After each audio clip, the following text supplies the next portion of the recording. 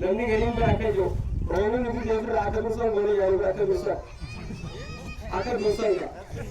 hin beekamu akka dursan jaardeetu oduu akkasiitiin dhagaa oduu fi kasira misirraa haa ga'u. Dinii toobachuu qabda naafiyatu dinii toobachuu qabda diniin toobatan tun dinuma abbaan dalaga sanuu beeku waan ollaa keessatti dalagaa jiru akka reema kan itti muru jiru akka itti ibaadaa rabbi adiyyeessu jiru namni dinii isaa hundee ni jira rabbi nu araaramu halkan kan bismillaahi ji boo dinii rabbi nu haa araaramu dinii nu araarame rabbi rahmata rabbi lafa nu waamu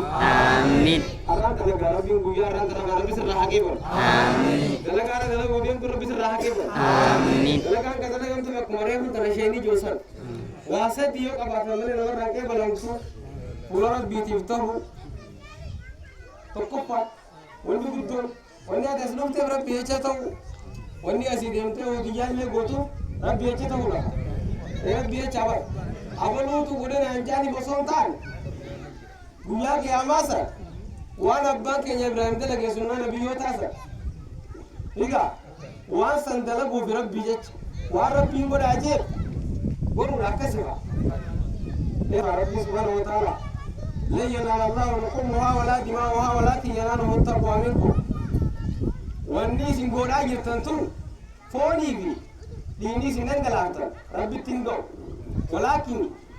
ربي كمر باتو دينيس ننقلعتا فوني سنجاتا نمت ولكن يناله التقوى منكم صداء سنر أرقم تنكو ربي بقى ربي مرباتو صداء ربي تبوان سنقلو صداء ربي تبقى ننقلاسو صداء ربي تبقى فون أكان إرجع مرة بيجي سنة تقودني والله في دي جادني